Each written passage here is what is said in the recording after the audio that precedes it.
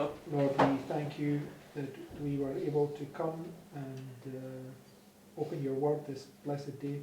Wir möchten dir danken, dass wir kommen durften und an diesem gesegneten Tag dein Wort öffnen durften. And we thank you, Lord, that we still have the time and the ability to do so. Und wir danken dir, Herr, dass wir immer noch die Zeit und die Möglichkeit haben, dies zu tun. And dear Father, we know that right before us is a great trial and test for all of us. Und lieber Vater, wir wissen, dass direkt vor uns dieser große Test und diese große Prüfung liegt. And Lord, none of us are ready for that what is about to come upon us. Und Herr, keiner von uns ist bereit für das, was jetzt über uns kommen wird. In fact, Lord, if it wasn't for your promises, we would all have no hope. Und es ist eine Tatsache, dass wenn es deine Verheißung nicht geben würde, dann hätten wir alle keine Hoffnung. So we thank you that you've promised to come and wash our feet. Deswegen danken wir dir, dass du versprochen hast, dass du kommen wirst und unsere Füße waschen wirst. That you promise that if we're faithful and do the things that you've said before us, that you will finish the work in us. Und dass du versprochen hast, dass wenn wir treu sind und die Dinge tun, die du vor uns gesetzt hast, dass du dann das Werk in uns vollenden wirst. But Lord, it's all dependent upon us receiving truth as it's unfolded to us. Aber es hängt alles davon ab, wie wir die Wahrheit aufnehmen, die du vor uns entfaltest. For only the truth is what sanctifies us. Denn es ist allein die Wahrheit, die uns heiligt. So please sanctify us through thy truth now. Deswegen bitte heilige uns jetzt durch deine Wahrheit. And help us to understand the wondrous things out of thy law. Und hilf uns, die wunderbaren Dinge aus deinem Gesetz zu verstehen. And we ask this in the name of Jesus. Und wir bitten das im Namen Jesu. Amen. Amen.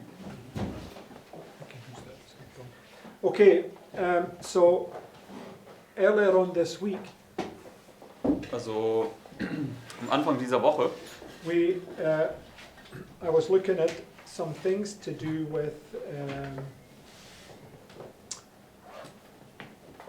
it was to do with Samaria. That's it. Da haben wir uns ein paar Dinge angeschaut über Samarien, Okay, so oder Samaria. we've been looking at this subject, Und wir haben uns dieses Thema angeschaut. and we understand that the external illustrates the internal. Und wir verstehen, dass das Externe das Interne darstellt. So, for me, I've been troubled by a few passages of scripture because of this theme. Und ich bin wegen diesem Thema dann über Samarien so ein bisschen in Schwierigkeiten geraten mit ein paar Stellen in der Schrift, Trying to understand these things correctly. wo ich dann nämlich versucht habe, diese Dinge richtig zu verstehen. But anyway, so what we're going to do now is we're going to go and look at a passage that we had some disagreement on earlier on this week. Und wir wollen uns jetzt eine Schriftstelle anschauen, wo wir ja jetzt in der Woche zuvor so ein bisschen Unstimmigkeiten drüber hatten. Okay, so okay. So the notes are in the live stream. Die Notizen befinden sich in der Livestream-Gruppe.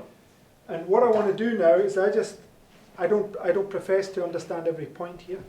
Ich gebe jetzt nicht vor, jeden Punkt hier verstehen zu können. But what I want to do is remind you that you're to go with the weight of evidence. Aber was ich tun möchte, ist, ich möchte euch erinnern, dass wir immer mit der Beweislast vorwärts gehen müssen. Okay, so we're going to look at 1 Kings 22. Und wir wollen uns 1. Könige 22 anschauen. But let's begin going to Daniel chapter 8, verses 3 and 4. Aber wir wollen jetzt in Daniel 8, Verse 3 bis 4 anfangen. It says, Then I lifted up mine eyes and saw, and behold, there stood before the river a ram which had two horns, and the two horns were high, but one was higher than the other, and the higher came up last. I saw the ram pushing westward and northward and southward, so that no beast might stand before him. Neither was there any that could deliver out of his hand, but he did according to his will and became great. Right? So, my question is, what is this an illustration of? What is taking place, and where do we put it on our list? Meine Frage ist, was stellt das hier dar und was findet hier statt und wo setzen wir das auf die Linie hin?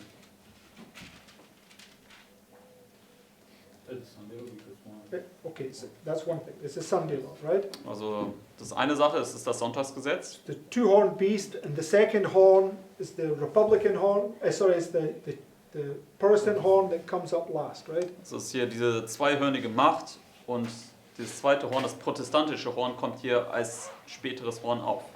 Okay, and what is it doing? Und was tut es?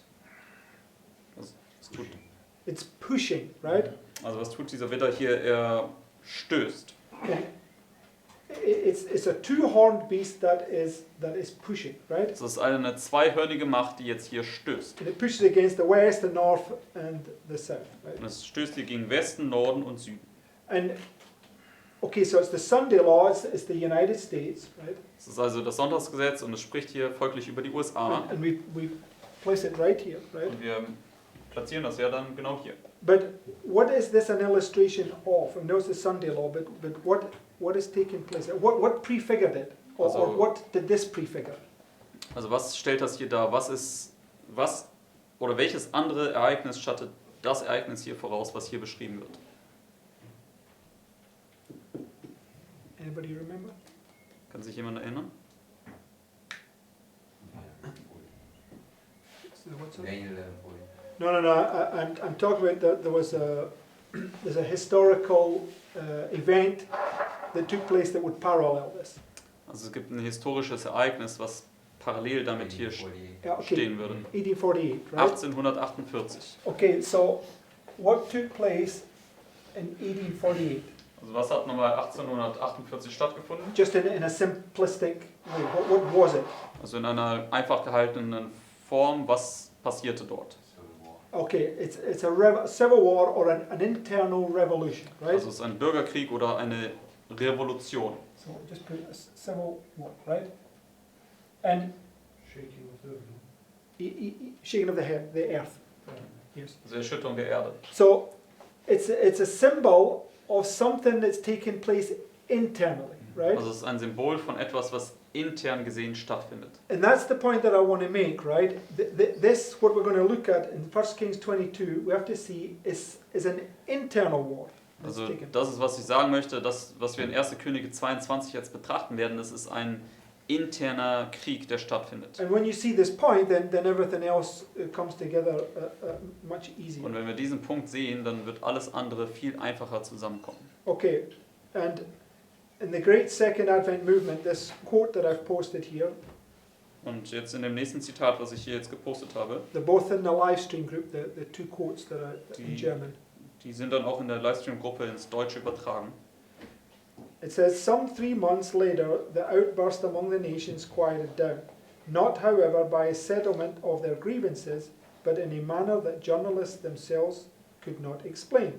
Of this trouble, Horace Greeley in the New York Tribune said, it was a great wonder to us all what started so suddenly that confusion among the nations, but is a greater wonder still what stopped it, right? So this rebellion that starts up here, right, it all of a sudden comes to a stop right here, right? Also diese Rebellion, die hier anfängt, kommt hier plötzlich zum Ende. And when it suddenly comes to an end, what does it bring us to? Und wenn es plötzlich hier zu einem Ende kommt, wohin bringt uns das dann? This little time of peace. Zu dieser kleinen Zeit des Friedens hier. Okay. So that's where we're going to begin, right? Let's go to 1 Kings 22. Das ist jetzt, wo wir anfangen werden, hier in 1. Könige 22. So in verse 1, Und Vers 1 dann. it says, now, just let me premise this first, sorry. Und lass mich jetzt erstmal eine Grundannahme stellen. Because my argument was that the chapters previous to this, it's all about Ahab and Jezebel, Und mein Argument war, dass es in den Kapiteln davor es immer um Ahab und Isabel ging. right? So we know that Ahab, right, is the king of 10 nations, right? Und wir wissen, dass Ahab der König von 10 Nationen war. And he is a two-horned power, right? Und er ist ja eine zweihörnige Macht, stimmt's? In which way is he a two-horned power? Und in welcher Art und Weise ist er eine zweihörnige Macht? What do the two horns of the United States represent? Was stellen die zwei Hörner der USA dar? Okay, that's not really answered it, but okay, yes, but Protestantism and republicanism, right? Die stellen Protestantismus und Republikanismus dar. Okay, so Ahab, he's the king. Which horn would he represent? Ahab als der König, welches dieser beiden Hörner würde er darstellen? The Republican, right? So I'm just trying to think. Er würde das republikanische Horn darstellen. Okay, so there you have one horn, right? Das wäre jetzt das eine Horn. But then he has a religious aspect to his kingdom, and who is it? Aber er hat ja auch noch einen religiösen Aspekt für sein Königreich. Und wer wäre das? No, that's his wife, right? That's right, but it's not what I'm looking for. Isabel wäre seine Frau. Das ist But nicht, within his nicht kingdom, genau das, was ich the prophets of Baal, right? nicht, hervorheben möchte, sondern die Baal-Propheten sind Teil seines Königreiches. And it teaches us something important because Jezebel's not part of the United States, right? She's married to it, right? Also, das ist nämlich wichtig, dass wir betrachten, dass Isabel, sie ist nicht Teil des Reiches, sondern sie ist verheiratet mit dem König. Ist also eine andere Macht. Okay, so there's the two horns we see in Daniel 8, and the one that comes up last is the Protestants, right? Also das sind die zwei Hörner hier aus Daniel 8 und das Horn, was später aufkommt, sind die Protestanten. Okay, but he's married to Jezebel, right? Aber Ahab ist ja verheiratet mit Isabel.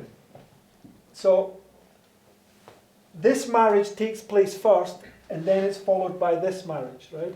Also diese Hochzeit hier findet in dem Sinne zuerst statt und dann kommt diese Hochzeit zustande. Okay, so teaching us two bigger fractals, right? In one sense, right? Er hat uns in dem Sinne zwei Fraktale. But the point is that you have the 10 kings. Which symbol is that at the end of the world? Aber diese 10 Könige, welches Symbol ist das hier am Ende der Welt? The dragon, right? Die Drachenmacht. So you got the dragon, right? And you, oh, excuse me. And Jezebel. Also wir haben den Drachen und Isabel she's the beast, right? sie wäre das Tier. And then you have the false prophet, right? Und dann haben wir hier den falschen Propheten. So his kingdom, right, is a representation of the threefold union, right? Deswegen sein Königreich ist eine Darstellung der dreifachen Vereinigung. And you have a nice parallel to that with Herod, Herodias, and John, right? Und da gibt es ja diese schöne Parallele dazu mit Herodes, Salome, Herod and Salome, Herodes und Salome. right? And he's married to Herodias, right? Und Herodes ist dann verheiratet mit Herodias. And John and Elijah are the ones that they both come against, right? Und Johannes oder Elia, das sind jeweils die, wo sie gegen vorgehen werden. Right. John says to Herod, that's a false marriage, and Elijah is also rebuking Ahab for his false marriage, right? Also Johannes sagt zu Herodes, das ist eine falsche Ehe, aber auch Elia tadelt den Ahab für seine Ehe mit Isabel. So what I'm trying to say is that the story there in 1 Kings 17, 18, 19 is all a story that's leading up to this in 1 Kings 22, right? Deswegen mein Gedanke ist, dass diese Geschichte aus 1. Könige 17, 18 und 19 alles sozusagen eine Vorgeschichte ist für 1. Könige 22. Right? Okay. Stimmt's? So when we come to verse 1 in 1 Kings 22, Okay, wenn wir jetzt zu Vers 1 hier kommen, in 1. Könige 22, it says they continued 3 years without war between Syria and Israel. So if there's 3 years without war, what's manifested there? also wenn es jetzt 3 Jahre keinen Krieg gibt, was beschreibt das folglich? Time of peace. Well, okay, yes, there's a time of peace, right? Da gibt es eine Zeit des Friedens. So I want to suggest that Ahab, right, represents the 10 kings, and Syria represents he's the south and they're the north in this context, right? Also ich möchte vorschlagen, dass Ahab die 10 Könige darstellt und Syrien die Nordmacht. Now, I want to make it clear, right? Because when you go to 1848, the south comes against the north, right? Ich möchte das aber klar machen, dass wenn wir zu 1848 kommen, da kam ja der Süden gegen den Norden. Now, this is prefigured by which Bible verse? Und das ist vorausgeschattet durch welchen Bibelvers? Or which one does it prefigure? Daniel 11:40, right? Daniel 11, Vers 40. Now in Daniel 11 verse 40 it says, the king of the south Da steht dann, dass der König des Südens comes against the king of the north. Also Daniel 11, Vers 40 steht ja, dass der König des Südens gegen den König des Nordens dann kommt oder stößt. Right. So if in our worldly mentality, if you were to read that, that's two kings having a fight, right? In unserer weltlichen Denkweise würde man denken, ja, es sind zwei Könige, die jetzt miteinander hier kämpfen. Right? Richtig? Okay. But in the conflict in 1848, was it a king in France fighting against the papacy? Aber in dem Konflikt hier von 1848 war es da damals ein König in Frankreich, der gegen das Papsttum gekämpft hat? No, because what does the what if you're a king, what do you have? Kingdom. A kingdom, Also right? wenn du ein König bist, dann hast du ja auch ein Königreich. So what we have to understand is it can also be looked at as the kingdom of the south fighting against the kingdom of the north, right? Deswegen man kann es auch in dem Sinne als solches betrachten, dass das Königreich des Südens gegen das Königreich des Nordens kämpft. Okay. And when you go to 1848, the kingdom of the north also included the Pope, but all the kings, all the leaders that were part of the south, right? Und wenn man zu 1848 kommt, da hat man das Königreich des Nordens gehabt, was das Papsttum war, aber auch all die Könige, alle Leiter der Nationen, die mit dem Papsttum zusammen waren. Now, does this waymark prefigure this waymark? Schaltet diese Wegmarke hier voraus. Is there another civil war going to take place here? Findet hier auch ein weiterer Bürgerkrieg statt, um Mitternacht 12. Prefigured by which event? Und The French Revolution. welches right? Ereignis? Die französische Revolution. France, right? Frankreich. So in this one, is it the king or the leader of France that goes against the north?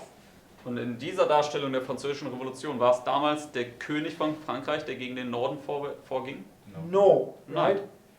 And both times, the king of the south is representing the people, Napoleon, for instance. Also in beiden Fällen wurde der König des Südens durch die Bevölkerung dargestellt. Und zum Beispiel auch Napoleon hatten wir gehabt damals. Was Napoleon the elected leader? War Napoleon damals der gewählte Führer? Or was he somebody that rose up from the people and took down the hierarchy? Oder war er nicht vielmehr jemand, der aus dem Volk aufkam und dann die Hierarchie niederwarf? The rebel. He just took the crown. Yes, but that's what the point is. He took it, right? It wasn't his by inheritance. There was nobody there. Also Napoleon hat sich einfach diese Krone sozusagen ergriffen. Er hat das nicht irgendwie aus Erbschaft oder so erhalten, sondern er hat es einfach an sich gerissen. Okay, Aufgrund- that's not the point. It wasn't only France that he took on. He surrounded Vienna, right, and bombed Vienna with, and he went into Italy. He went into Spain. He fought against England. Also Napoleon hat ja gegen viele europäische Mächte Krieg geführt, unter anderem hier Österreich, Wien, dann Italien, Spanien, England. So who was he fighting against? Also gegen wen hat er gekämpft? The Holy Roman Empire, right? Gegen dieses heilige römische Reich. Okay, so he represented in an army that rose up from within and took on the king of the north, basically. Also er stellt eine Armee dar, die von innerhalb der Bevölkerung aufkam und dann gegen den König des Nordens vorging. Okay, and in 1798, the king of the south coming against the king of the north was by Napoleon, right? Und in 1798, wie der König des Südens gegen den König des Nordens vorankam, das war ja durch Napoleon. They must all be in agreement, right? They can't contradict each other. Deswegen diese Geschichten, die müssen ja alle in Übereinstimmung sein, die können sich nicht widersprechen. So the point I want to make is when you come back to 1 Kings, right? Der Punkt, den ich machen möchte, hier in 1. Könige. We know that in this illustration, it represents the threefold union. They're all together, right? Wissen wir, dass in dieser Darstellung es die dreifache Vereinigung darstellt. Sie sind alle zusammengekommen. But I want you to see in this illustration, it's speaking about Ahab as representing the south that's been at war with the north, right? Das in dieser Darstellung jetzt Ahab den Süden darstellt, der im Krieg ist mit dem Norden. Okay, we'll see this as we go through, Und right? das wollen wir sehen, wenn wir jetzt hier durch diese Verse gehen. But they've been at peace for 3 years, right? So what I want to make is they're just coming to the end of this period. Right? Also es steht hier in Vers 1, dass sie 3 Jahre lang Frieden gehabt haben. Das ist also jetzt hier diese Friedenszeit und sie sind jetzt hier am Ende dieser Friedenszeit angekommen. Okay, and verse 2. Vers 2. And it came to pass in the 3rd year that Jehoshaphat the king of Judah came down to the king of Israel. And the king of Israel said unto his servants, Know ye that Ramoth in Gilead is ours, and we be still, and take it not out of the hand of the king of Syria. And he said unto Jehoshaphat, Wilt thou go with me to battle to Ramoth Gilead? And Jehoshaphat said to the king of Israel, I am as thou art, my people as thy people, my horses as thy horses. And Jehoshaphat said unto the king of Israel, Inquire, I pray thee, at the word of the Lord today. Then the king of Israel gathered the prophets together, about 400 men, and said unto them, Shall I go against Ramoth Gilead to battle, or shall I forbear? And they said, Go up, for the Lord shall deliver it into the hand of the king. So, first of all, who joins himself here with Ahab? Wir haben bis Vers 3 gelesen. Also zunächst einmal, wer verbindet sich jetzt hier mit Ahab? Jehoshaphat, right? Jehoshaphat. And he's the king of Judah, Und er ist right? der König von Juda. And I mean, I'm open for this, but in the Bible, let's just, for instance, go to Ezekiel 37. Und ich bin noch offen dafür, das auch noch anders zu sehen, aber wenn wir zum Beispiel zu Hesekiel 37 gehen,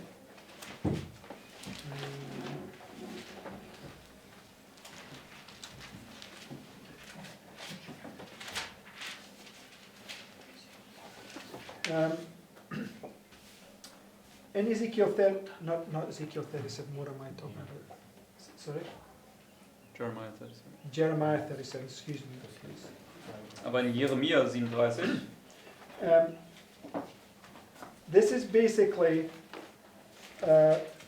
marking a point where Jeremiah is telling them that the king of the north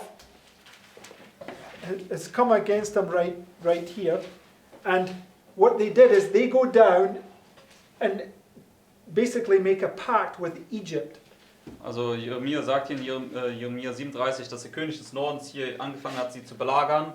Und dann ist Gottes Volk hinuntergegangen zu Ägypten, um mit Ägypten ein Bündnis zu machen. And Egypt is symbolized by what? So what's a symbol for Egypt? Und Ägypten wird durch was symbolisiert? In relation to what we're talking In about. Bezug auf das, was wir hier sprechen. It's the 10 kings, it's the king of the south, Das right? ist der König des Südens, diese 10 Könige. So God's people come and make an alliance with the king of the south, Also right? Gottes Volk kommt und macht ein Bündnis mit dem König des Südens hier. And basically Jeremiah rebukes them, right? Und Jeremia tadelt sie dafür. In verse 7, Lesen wir zum Beispiel Vers 7. in fact, let's just begin in verse 6. Oder lass uns doch schon in Vers 6 lesen. It says, Then came the word of the Lord unto the prophet Jeremiah, saying, Thus saith the Lord, the God of Israel, Thus shall ye say to the king of Judah, that sent you unto me to inquire of me, Behold, Pharaoh's army, which is come forth to help you, shall return to Egypt into their own land. And the Chaldeans shall come again and fight against this city, and take it and burn it with fire. Thus saith the Lord, Deceive not yourselves, saying, The Chaldeans shall surely depart from us, for they shall not depart. For though ye had smitten the whole army of the Chaldeans that fight against you, and there remained but wounded men among ye, yet should they rise up every man in his tent, and burn this city with fire. So Jeremiah is saying, well, you can side yourself with these Egyptians as much as you want, but the king of the north is going to win, because God said so, right? Also Jeremia sagt letztendlich, du kannst dich noch so sehr mit den Ägyptern zusammentun, der König des Nordens wird gewinnen. Denn der So- Herr sagt es. So what I want to suggest, you have this illustration, Jehoshaphat, the king of Judah, joins himself to Ahab, the king of the south. Deswegen, was ich sagen möchte, ist, dass wir diese Darstellung haben, dass wir jetzt hier Ahab oder Jehoshaphat haben, der König von Juda, also Gottes Volk, und er verbindet sich jetzt hier mit Ahab, dem König des Südens. Right? And they go into an agreement that they're going to fight against the king of the north. Und sie kommen jetzt in Übereinstimmung, dass sie letztendlich gemeinsam gegen den König des Nordens kämpfen möchten. Okay? And it says they gather together about these false prophets, about 400 men. Und es sagt uns dann hier, dass sie letztendlich 400 Mann dieser falschen Propheten zusammensammeln. And when you go back to 1 Kings 18 and verse 19, Und wenn wir zu 1. Könige 18, Vers 19 gehen, it says, Now therefore send and gather to me all Israel unto Mount Carmel, and the prophets of Baal 450, and the prophets of the groves 400, which eat at Jezebel's table. Now, 1. Könige 18, Vers 19 haben wir gelesen. Christ says at the end of the world there's many false prophets, right? Christus sagt, am Ende der Welt gibt es viele falsche Propheten. And we know that the United States is going to bring fire down from heaven. Und wir wissen auch, dass die USA Feuer vom Himmel herabfallen lässt. But when you look at when Revelation 16, it talks about the dragon, the beast, and the false prophet. How does it liken them to? Aber wenn wir uns Offenbarung 16 anschauen, da spricht es ja über den Drachen, das Tier und den falschen Propheten. Und womit werden sie verglichen? 3 frogs, right? Mit 3 Fröschen. And Sister White says these 3 frogs represent spiritualism. Und Ellen White sagt uns, dass diese 3 Frösche Spiritismus darstellen. Okay? And all 3 of them, Catholicism, Protestantism, and spiritualism, all these world religions, they're all going to manifest the power of Satan in deception, right? Und alle 3 dieser Mächte, also Katholizismus, Protestantismus und der Spiritismus, sind letztendlich alle Spiritismus. Und sie alle werden letztendlich diese Macht Satans, diese Macht des Drachens manifestieren. Part of Satan's plan is he pits both sides against each other, So right? ein Teil von Satans Plan ist, dass er beide Seiten jeweils gegeneinander aufwiegelt. Do we see that in the war between the king of the north and king of the south? Kann man das sehen in dem Krieg zwischen dem König des Nordens und dem König des Südens? Where do we see that? Where does Ellen White really explain that deeply? Wo sehen wir das? Wo beschreibt Ellen White das sehr tiefgehend? The US Civil War between the north and the south, right? Wenn sie über den US-Bürgerkrieg spricht den Krieg zwischen Nord und Süd. Okay, it was a war all about slavery, right? Es war ein Krieg, der um Sklaverei ging. And Sister White parallels that to the God's children in Egypt when they were in bondage to slavery, right? Und Ellen White setzt das ja parallel zu der Zeit, wo Gottes Volk in der Sklaverei in Ägypten war. So the US Civil War, the war between the North and the South over slavery, is teaching us all about the Sunday law crisis. Right? Deswegen dieser US-Bürgerkrieg, dieser Krieg gegen die Sklaverei, lehrt uns über die Sonntagsgesetzkrise. And Sister White tells us very clearly that the Jesuits controlled both sides. Und Ellen White lässt uns sehr deutlich wissen, dass die Jesuiten beide Seiten damals kontrolliert haben. Okay? So they're going to pit them against each other in order to achieve their own aims. Letztendlich, die Jesuiten werden also beide Mächte gegeneinander aufbringen, sodass sie letztendlich ihr Endresultat erzielen können. And ultimately, they are Satan's agents manipulating the battlefield, right? Denn letztendlich sind sie ja Satans Mittelsmänner, die letztendlich dieses Schlachtfeld manipulieren. Ja. So, here you have God's people being deceived, joining themselves to Egypt, right? They're joining themselves to Satan's deception. Right? Also letztendlich hier haben wir jetzt Gottes Volk, dargestellt durch Juda, die sich jetzt hier mit Ägypten verbinden, mit Satans Agenten.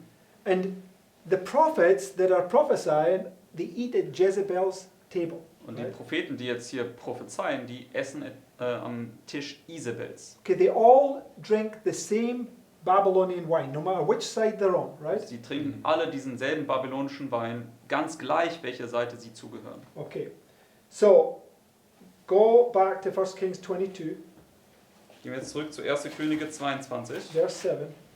und lasst uns fortfahren in Vers 7. And Jehoshaphat said, Is there not here a prophet of the Lord besides that we might inquire of him? And the king of Israel said unto Jehoshaphat, There is yet, how many? One man, Micaiah the son of Imlah, by whom we may inquire of the Lord. But I hate him, for he doth not prophesy good concerning me, but evil. And Jehoshaphat said, Let not the king say so. Now we can parallel Bis this Vers 8 haben wir gelesen. if we go to 1 Kings 18 and verse 22. Nun, das können wir jetzt parallel setzen mit 1. Könige 18, Vers 22. I just want to show you that it's all parallel in the same illustration. Ich möchte euch einfach nur zeigen, dass es einfach eine Paralleldarstellung ist. It says, Then said Elijah unto the people, even I only remain a prophet of the Lord. Okay? So Elijah and Micaiah, they both represent the same symbol, the one prophet that's left at the end of the world. Right? Also sowohl Elia als auch Micha, sie stellen jeweils dasselbe Symbol dar. Sie sind beide dieser einzige Prophet, der noch am Ende der Welt übrig geblieben ist. So we know that this waymark right here is there a hasting mark. Und hier an dieser Wegmarke am Mitternachtsruf ist da ein Eilen markiert.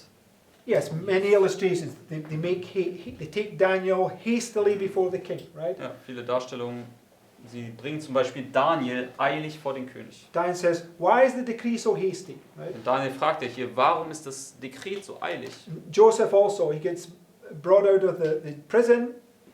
Oh no, here at the end, right? But there's a hasty here and there's a hasty here. Also es gibt ein Eilen hier am Anfang und ein Eilen am Ende. Okay, so the point is that right here in verse 9 it says, Then the king of Israel called an officer and said, Hasten hither Micaiah the son of Imlah. Aber den Punkt, den ich machen möchte, hier in 1. Könige 22, Vers 9, da soll jetzt Micha, der Sohn von Imla, eilig hergebracht werden. So is that a subject of Bible prophecy when God's people stand at this waymark?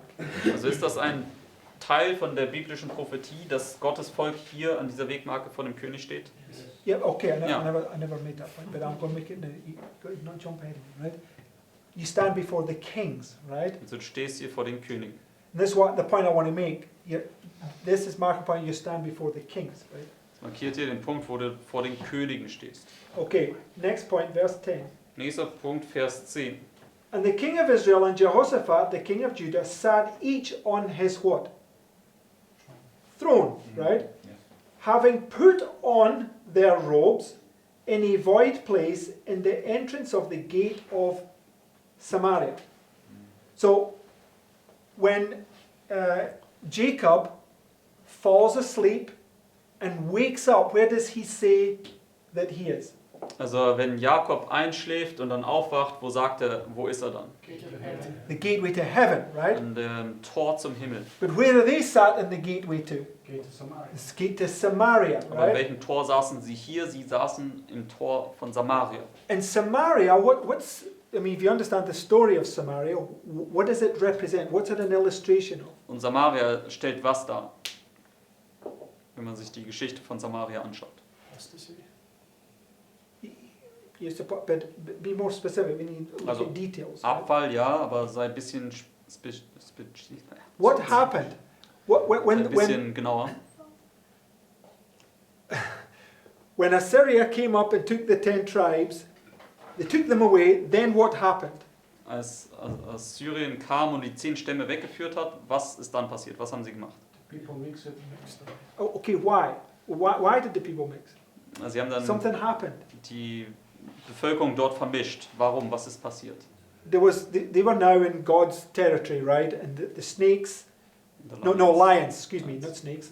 Lions came up and were devouring all their people.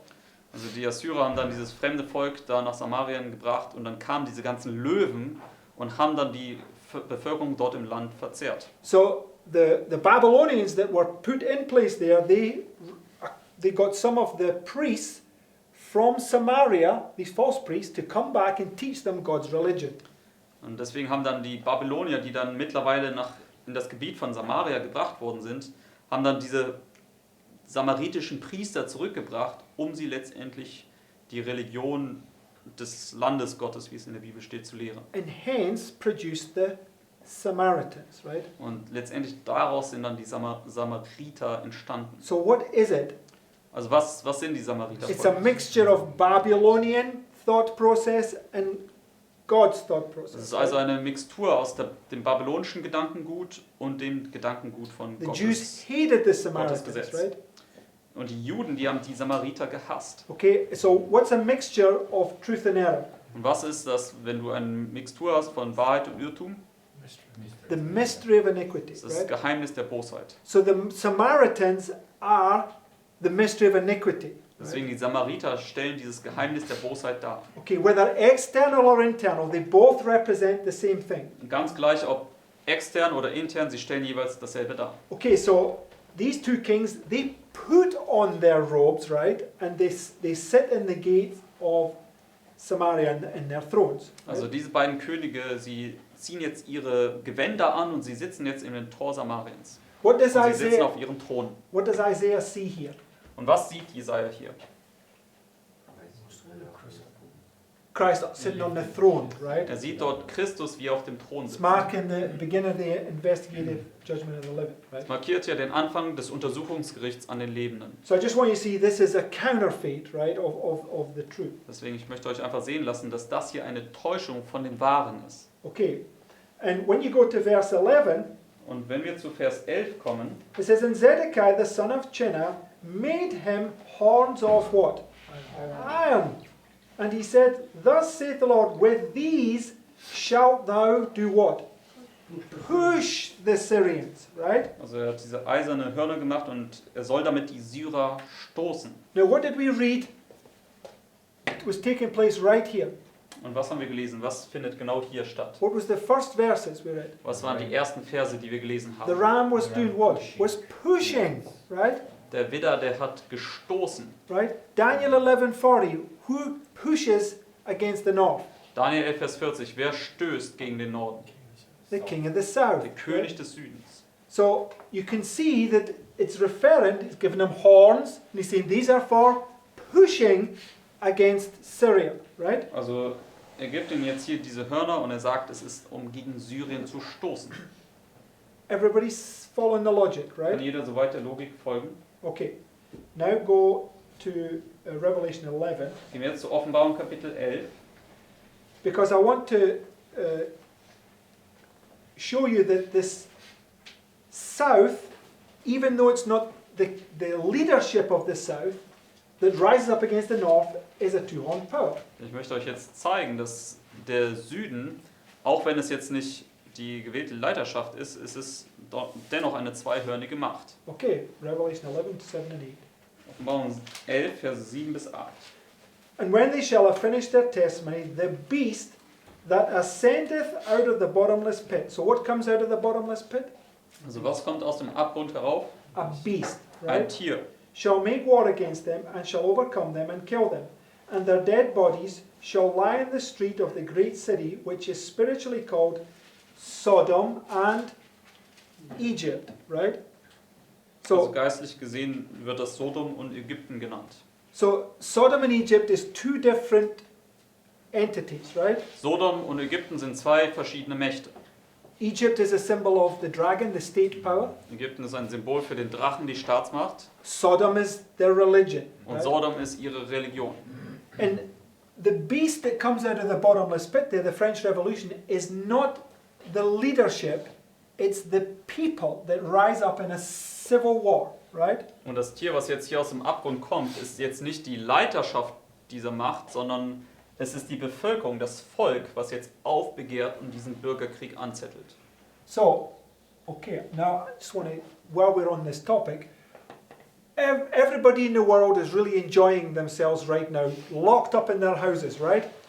Jeder momentan, der hat jetzt wirklich eine schöne Zeit, wenn er dort in den Städten eingeschlossen ist, oder? They're having a great time playing their cards and watching their TV and sitting with their feet up on the table, right? Die haben doch wirklich alle eine tolle Zeit, indem sie hier Karten spielen können und ihre Füße ausstrecken können auf ihren Tischen. Right? Richtig? No. Those people are Nicht like wirklich. caged lions, right? Diese Leute sind wie eingesperrte Löwen. You can just imagine they get a little bit of freedom and then they lock down all those cities and say, you got to go back in your cages now, right? Wir müssen uns nur vorstellen, dass wenn sie hier wieder ein kleines bisschen Freiheit bekommen und die Regierung wieder sagt, jetzt müsst ihr zurück in eure Gefängnisse oder Käfige wieder. Right? You're going to get a little taste of the French Revolution right here. Wenn wir einen kleinen Vorgeschmack von der französischen Revolution hier bekommen. And if you just go on, if you read the news and watch what's happening in other countries, it's already happening. Already people are getting mad, right? Und wenn ihr euch die Nachrichten anschaut in anderen Ländern, dann passiert das sogar schon ein bisschen, dass die Leute wirklich wütend werden. Okay. And they're going to look for a scapegoat, brothers and sisters. Und diese Leute werden dann nach einem Sündenbock Ausschau Okay, halten. but that's another thought, right? Aber das ist dann ein anderer Gedanke. So I just want you to see that the South, right? That let's just say this entity represented by Ahab here is the South, and it's a two-horned power that's going to push against the North. Aber diese Entität hier dargestellt durch Ahab ist eine zweihörnige Macht, die jetzt gegen den Norden stoßen wird. Okay, so go back to 1 Kings 22, verse 12. Gehen wir jetzt zu 1. Könige 22 zurück, und zwar Vers 12. It says, and all the prophets prophesied so, saying, go up to Ramoth Gilead and prosper, for the Lord shall deliver it into the king's hand. And the messenger that was gone to call Micaiah spake unto him, saying, behold now, the words of the prophet declare good unto the king with one mouth. Let thy word, I pray thee, be like the word of one of them, and speak that which is good. And Micaiah said, as the Lord liveth, what the Lord saith unto me, that will I speak. So he came to the king, and the king said unto him, Micaiah, shall we go against Ramoth Gilead to battle, or shall we forbear? And he answered, go and prosper, for the Lord shall deliver it into the hand of the king. And the king said unto him, and just before we say, what did Elijah do when those false prophets were jumping around, cutting themselves and doing this silly dance? Also wir haben bis Vers 15 gelesen. Was hat Elia gemacht, als diese Baalspropheten rumgesprungen sind und sich selbst geschlitzt haben? He was mocking them, right? Also Elia hat sie so ein bisschen verspottet. I mean, I know that God's word is not funny, but I laughed the first time I read that, right? I thought God had a sense of humor, right? Also ich weiß, dass Gottes Wort nicht irgendwie lächerlich ist oder lachhaft ist, aber als ich das erste Mal gelesen habe, da musste ich lachen, denn ich habe gesehen, dass Gott auch eine Art Humor hat. And so when you read this, you see the exact same illustration, right? He's mocking them, right? Und wenn wir das hier lesen, dann sehen wir genau dieselbe Darstellung. Er spottet sie. Okay. So, and the king said unto him, how many times shall I adjure thee that thou tell me nothing but that which is true in the name of the Lord? Vers 16. And he said, I saw all Israel scattered upon the hills as sheep that have not a shepherd. And the Lord said, these have no master, let them return every man to his house in peace. Vers 17. So I want to show you, because this was one of the, maybe the more difficult points, but it's very easy to see. When you go to this quote from Book of Education 175. Also dieser Vers war vielleicht einer dieser schwierigeren Verse, aber ich möchte euch jetzt zeigen, wie man das erklären kann. Gehen wir dazu zum Buch Erziehung 175.5. And it's speaking about Nebuchadnezzar, the king of Babylon. Und es spricht hier über Nebukadnezar, den König von Babylon. It says, but the king failed of recognizing the power that had exalted him.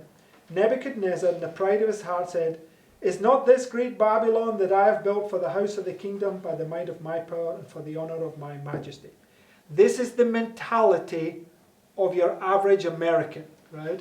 Also das ist die Mentalität des Durchschnittsamerikaners. They don't understand God. It's God that exalted the United States of America, right? Sie verstehen nicht wirklich etwas über Gott, aber sie denken, dass Gott die USA erhöht hat. He made it great because they separated church and state and made it a land that you can freely practice your religion, right? Und es ist tatsächlich, dass Gott Amerika erhöht hat, denn sie haben Kirche und Staat getrennt und man konnte dort die Religion frei ausüben. But let's read on, because America is going to oppress.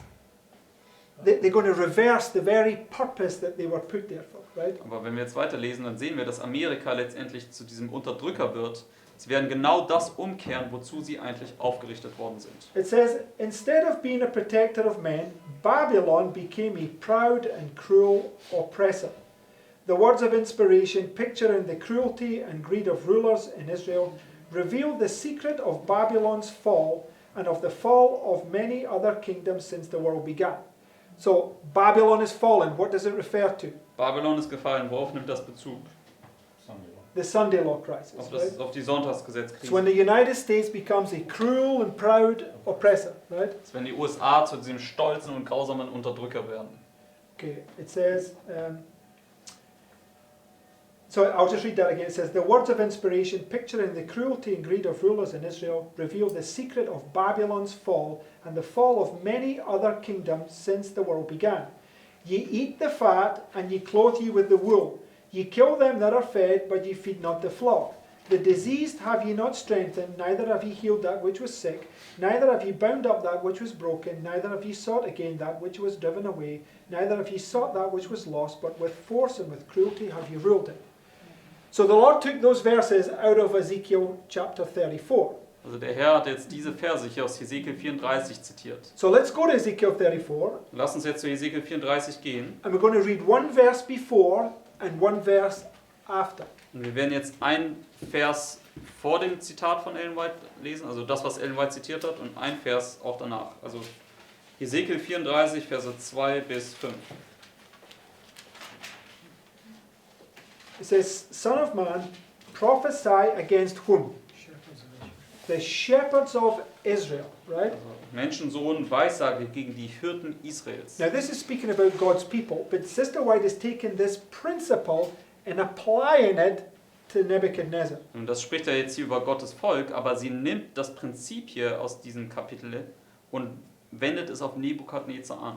Son of man, prophesy against the shepherds of Israel. Prophesy and say unto them, Thus saith the Lord God unto the shepherds, Woe be to the shepherds of Israel that do feed themselves, should not the shepherds feed the flock? Then it started quoting the verses we read in the quote. So, und dann sind jetzt die Verse hier, die auf dem Zitat zitiert worden sind. So we're down to verse 5. Gehen wir jetzt zu Vers 5. And they were scattered because there is no shepherd, and they became meat to all the beasts of the field when they were scattered. So when Ahab is killed, what's it been likened unto? Also wenn Ahab getötet wird, womit wird das hier verglichen? There's no shepherd. Yeah, he's a shepherd. When he gets smitten, the flock's going to be scattered, right? Also er ist ein Hirte und wenn er geschlagen wird, dann wird die Herde sich zerstreuen. So we know this, the smiting of the shepherds is predominantly something that's taking place internally. That's what it's really pointing to, right? Wir wissen ja, dass das Schlagen der Hirten hauptsächlich etwas ist, was intern stattfindet. Das ist, worauf auch hier der Text hinweist. But the external illustrates the internal. Aber das Externe illustriert auch das Interne. So basically, Micaiah is warning him right here that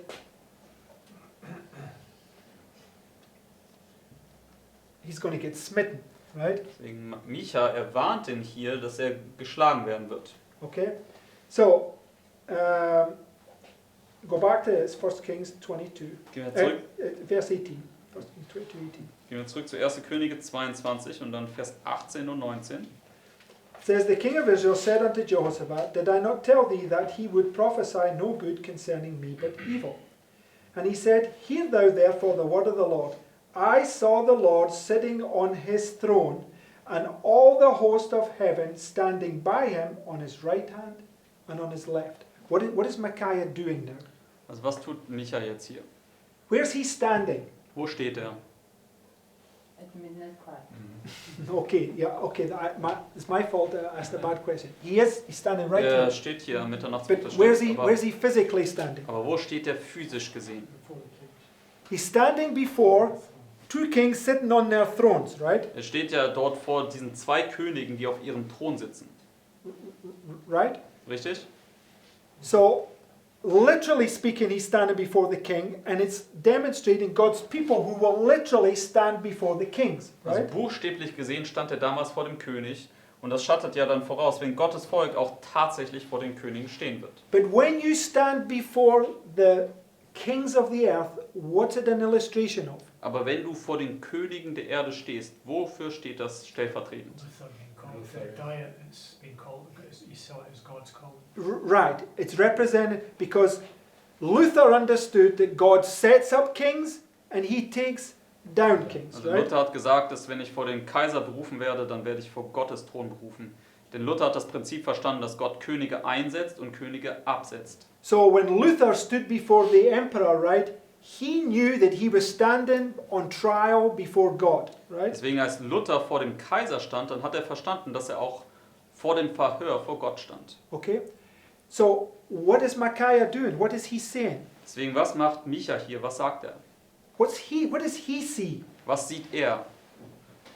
He sees that at the very same time those kings are sitting in their throne, Christ is there sitting on his throne, and the host of heaven is on his right hand and on his left hand, right? Also zur selben Zeit, wo Micha buchstäblich vor diesen Königen steht, sieht er, dass auch gleichzeitig Christus dort im Himmel auf seinem Thron sitzt und das Heer des Himmels zur Rechten und zu seiner Linken ist. It's the vision of the throne room, right? Es ist eine Vision über den Thronsaal With the two witnesses, left and right of him, right? mit den zwei Zeugen zur Rechten und zur Linken. We've been looking at this quite a lot over the last couple of weeks. Das haben wir uns in den letzten Wochen ja öfters mal angeschaut. So you can see Micaiah, he's looking at the spiritual, right? Okay, let me give you... Deswegen, wir können sozusagen sehen, dass Micha auf das Geistliche schaut. In the past, when God's people have been standing before kings and been condemned for being a Christian, In der Vergangenheit, wenn Gottes Volk vor den Königen stand und verurteilt worden sind, weil sie Christen waren, what did they see? was haben sie gesehen? Jesus.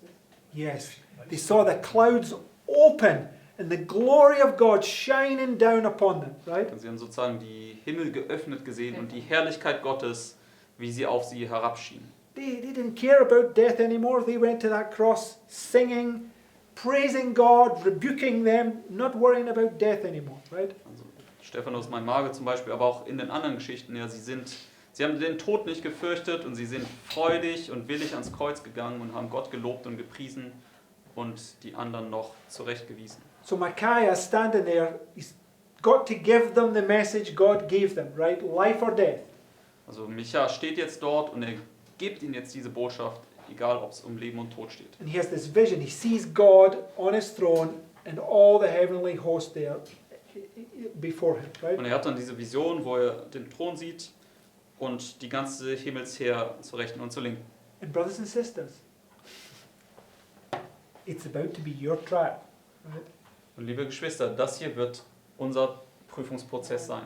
And if we're faithful, right, we're going to get little glimpses of heavenly glory, right? Und wenn wir uns als treu erweisen, werden wir kleine Schimmer der himmlischen Herrlichkeit erhalten. Okay, verse 20. Vers 20. And the Lord said, Who shall persuade Ahab that he may go up and fall at Ramoth Gilead? And one said on this manner, and another said on that manner. And there came forth a spirit and stood before the Lord and said, I will persuade him. And the Lord said unto him, Wherewith? And he said, I will go forth, and I will be a lying spirit in the mouth of all his prophets. And he said, Thou shalt persuade him, and prevail also. Go forth and do so. Now therefore, behold, the Lord hath put a lying spirit in the mouth of all these prophets, and the Lord hath spoken evil concerning thee. Bis Vers 23. What's the Lord now doing? Was macht der Herr jetzt? Say it nice and loud. He's sending them strong delusion, right? Er sendet ihnen diese starke Täuschung. Okay, 2 Thessalonians, right? Aus 2. Thessaloniker 2. Right. So, and we can see the same illustration because Micaiah is seeing what's going on in heaven. Satan is standing before God, and the Lord says, Go forth and do your thing, right? Also das ist ja hier, wo Micha jetzt in den Himmel schaut und sieht, wie Satan dort vor dem Thron steht und der Herr sagt zum Satan, okay, geh und sei dieser Lügengeist. Now go to Job chapter 2. We see the very same illustration. Und in Hiob Kapitel 2 sehen wir genau dieselbe Darstellung. So Job's first test, Satan is standing before God and he sends him right to the earth, right? He comes down right here. In Hiobs ersten Test, da steht ja auch Satan jetzt vor Gottes Thron und Satan wird dann die Erlaubnis gegeben, loszugehen, also Gott sendet ihn. Right, the star comes down from heaven, it's the opening of the bottomless pit. Das ist ja auch die Darstellung aus Offenbarung 9, wo der Stern vom Himmel fällt und dann den Abgrund öffnet. And where did this beast come out of? Und wo kommt dieses Tier nochmal hervor? The bottomless pit. Aus dem Abgrund. Same illustration, right? The Satan coming down from heaven and causing all this trouble, Das right? ist dieselbe Darstellung, wo Satan ein weiteres Mal vom Himmel kommt und diese ganzen Unruhen hervorruft. So Job 2 verses 4 to 7. Lesen wir das jetzt in Hiob 2, Verse 4 bis 7. And Satan answered the Lord and said, Skin for skin, yea, all that a man hath he will give for his life. But put forth thine hand now, and touch his bone and his flesh, and he will curse thee to thy face. And the Lord said unto Satan, Behold, he is in thine hand, but save his life. So went Satan forth from the presence of the Lord, and smote Job with sore boils from the sole of his foot unto his crown. So when Satan comes down there, what does he do? Also wenn Satan hier herabkommt, was tut er dann? He smites, right? Er schlägt hier. Go back to 1 Kings 22, Gehen wir jetzt zurück zu 1. Könige 22. 1. verse Könige, 24. 1. Könige 22, Vers 24. But Zedekiah the son of Chenaanah went near and smote Micaiah, right, on the cheek and said, Which way went the Spirit of the Lord from me to speak unto thee? Right? Exactly the same illustration, Und genau dieselbe Darstellung. Also Mikaia wird jetzt hier geschlagen right? von dem falschen Propheten, von Satans Repräsentant. In verse 25, Jetzt gehen wir zu Vers 25. and Micaiah said, Behold, thou shalt see in that day when thou shalt go into an inner chamber to hide thyself. Now, did Christ not say the same thing when the soldiers smote him? Or no, it was when the priest guards smote him, right? When he was in the trial, right? He says, Ye shall not see me henceforth, right? No, I think it was when he bore the cross on the way. He said, if you do this to a dry tree. No, I'm sure it's just when he smacks him on the cheek, right? It comes up because he rebukes Caiaphas, and this man comes up and smites him. He says, why did you smite me? And he says, Yes. he basically, If I said right, why are you smiting? yes, but maybe he didn't say. Maybe I'm just getting it mixed up. But anyway, doesn't matter. It's the same illustration. It's marking the trial of the cross, right? Also wie dem auch sei, vielleicht habe ich das jetzt hier irgendwo was vermischt. Nichtsdestotrotz markiert das hier diese Prüfung des Kreuzes. Okay, so it's the same thing. Micah being smote on the cheek is an illustration that was done typified by Christ, right? Also dass Micha hier jetzt auf die Backe geschlagen wurde, ist ja dasselbe wie als Christus dann auch auf die Backe geschlagen wurde. Paulus also was Yes, when he's in prison, yes. Und Paulus auch wurde auch auf die Backe But he geschlagen, was smitten by an angel. Right? No, That's- no. when he was in trial. Oh, on trial. Yes. Sorry, I thought you meant when he's in Ja, prison. dass Paulus da auch verhört wurde vor dem König. Okay, okay. Gott wird dich schlagen, du Gedämpften anklagen.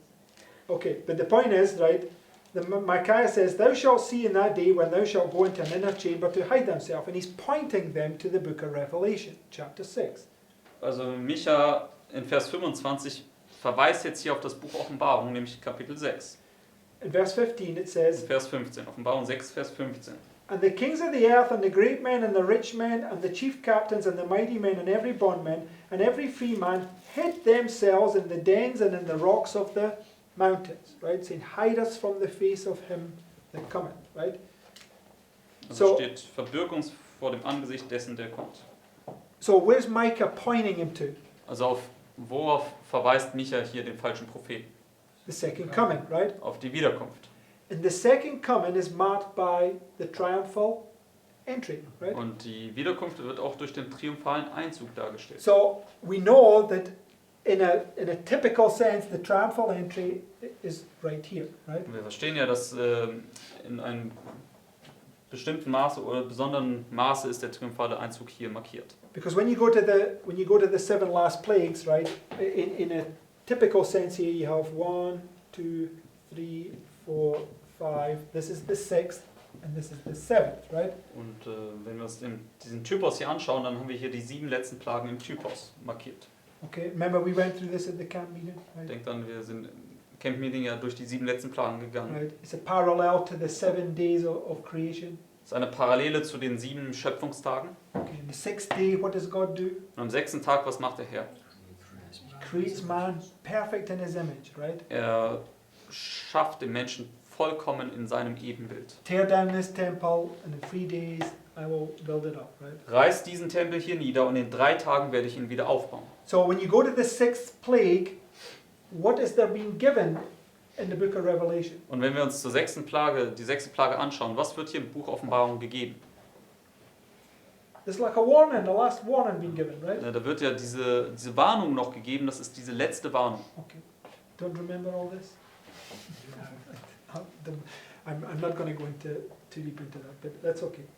Right, so, Ich möchte da jetzt nicht zu tief hineingehen, aber okay, das haben wir uns so angeschaut mal. all the point I'm making is Micaiah is pointing them forward to that point when would be the latter rain for us. When Christ is in you, they're going to flee and ask to hide themselves in the dens of the rock. Right? Also, ein Punkt, den ich machen möchte, ist, dass Micha also hier auf diesen Punkt der Wiederkunft hinweist, wo jetzt Gottes Volk mit dem Spätregen erfüllt wird und die Gottlosen sich letztendlich dann verstecken, um sich vor dem Angesicht des Herrn zu verbergen. Okay, remember we went through this, that you got Elijah to Elisha, and Elisha right here when he begins his ministry, what does he do to those that mock him? Denn wir haben ja auch hier diese Darstellung von dem Wechsel von Elia hinüber zu Elisa. Und als Elisa seinen Dienst anfing, was hat er gemacht, als diese Kinder kamen und ihn verspottet haben? He cursed them, right? And he smote 42 of those children with 2 she-bears. Und er hat sie verflucht und dann kamen diese 2 Bärinnen und haben 42 dieser bösen Kinder zerrissen. So that's where the Lord raises up his end-time prophet. It's just like Christ. Sister White says Elisha was like Christ. Right? Und das ist, wo der Herr seinen Endzeitpropheten aufrichtet, denn die dann wie Christus sein werden. Denn Ellen White sagt, dass Elisa wie Christus war. And they never mocked him again. Right? Und sie haben ihm nie wieder gespottet. So, last point. 1 Kings 22, last 3 verses 26 to 28. Letzter Punkt, die letzten 3 Verse in 1. Könige 22, Verse 26 bis 28. So Micah standing here, right, he's on trial, he gets smitten in the face, and he gives them this last warning message. Also Micha ist jetzt hier vor dem Verhör, er gibt ihnen diese letzte Warnungsbotschaft And he was smitten. und er wurde ins Angesicht geschlagen. And verse 26. Vers 26. And the king of Israel said, Take Micaiah and carry him back unto Ammon, the governor of the city, and to Joash the king's son, and say, Thus saith the king, Put this fellow in the prison, and feed him with bread of affliction and with water of affliction, until I come in peace. So what is now being given to Micaiah? Also was wird dem Micha jetzt hier gegeben? The bread of affliction, right? Das Brot der Drangsal. What is it an illustration of? Und was stellt das dar? It's the cross, right? Das ist die This Kreuzeserfahrung. experience, this is where you get thrown in prison, right? Das ist ja hier diese Erfahrung, wo du ins Gefängnis geworfen wirst. Joseph stands before the king here. Where was he before that? Josef steht ja hier vor dem König und wo war Josef davor? In the prison for 3 days. Yeah. Im Gefängnis. Symbolically 3 days, right? Er war im Gefängnis und symbolisch für 3 Tage war er im Gefängnis. Okay. So it says, Put this fellow in the prison and feed him with bread of affliction, with water of affliction, until I come in peace. And Micaiah said, If they return at all in peace, the Lord hath not spoken by me. And he said, Hearken, O people, every one of you. Right? So the Das point Vers is, 28. who can give a command to put you in prison? Wer kann ein Gebot geben, dich in das Gefängnis zu werfen? The dragon power, right? Diese Drachenmacht. So I'm going to stop there. And like I say, I don't have all the answers for everything here. But I want you to see from the weight of evidence that you can show that this is a symbol of the external powers with God's people that have sort of attached themselves to it. Also ich habe zwar jetzt noch nicht alle Antworten auf alle Punkte, aber basierend auf der Beweislast kann man zumindest sehen, dass es hier über die externen Mächte spricht und Gottes Volk, das sich jetzt hier einen Teil dieser externen Mächte anschließen wird. And when I say God's people, I'm talking about they're deceived. They're not walking in the truth. Und wenn ich Gottes Volk sage, dann meine ich diejenigen aus Gottes Volk, die verführt sind, die nicht in der Wahrheit wandeln. Because I want you to, if you just go read up further on in the story, Jehoshaphat he's deceived. He's not held accountable for this, what he does here. Denn wenn wir weiter in der Geschichte lesen, dann ist Jehosaphat dort verführt und er wird auch nicht zur Rechenschaft gezogen für das, was er hier tut. Because it says later on that Jehoshaphat, it basically talks about him and says, Jehoshaphat becomes king, he walks in all the ways of the Lord. The only thing that was held against him was this I think this one, no, the groves in the high places and this thing when he attached himself to Ahab. Also, denn wir lesen in der Bibel, dass über Jehosaphat gesagt wird, dass er letztendlich in allen Wegen des Herrn wandelte. Und das Einzige, was gegen ihn gehalten worden ist, ist diese Verbindung hier mit Ahab und noch irgendwie, dass er irgendwelche Höhen nicht weggetan hat. So I'm not 100% positive, but I think Jehoshaphat represents those that are deceived right here, and later on they get brought back into the truth. Also ich bin da jetzt noch nicht völlig sicher, aber ich glaube, dass Jehosaphat also diejenigen darstellt aus Gottes Volk, die hier verführt sind und dann hier aber später noch mal zur Wahrheit gebracht werden. So, a lot to understand, right? Also es gibt wirklich viel hier zu verstehen. The Bible is a deep book. Und die Bibel ist wirklich ein tiefes Buch. And the only way you can understand all these different stories is to bring them all together and compare them so you can see the correlation between each story. Die einzige Möglichkeit, wie wir das richtig verstehen, ist, indem wir wirklich diese ganzen Geschichten zusammenbringen und dann ja, die Zusammenhänge dieser verschiedenen Geschichten verstehen. Amen? Amen. Okay. So, if we've no questions, then we shall close with prayer. Also wenn es keine Fragen gibt, dann würden wir jetzt mit Gebet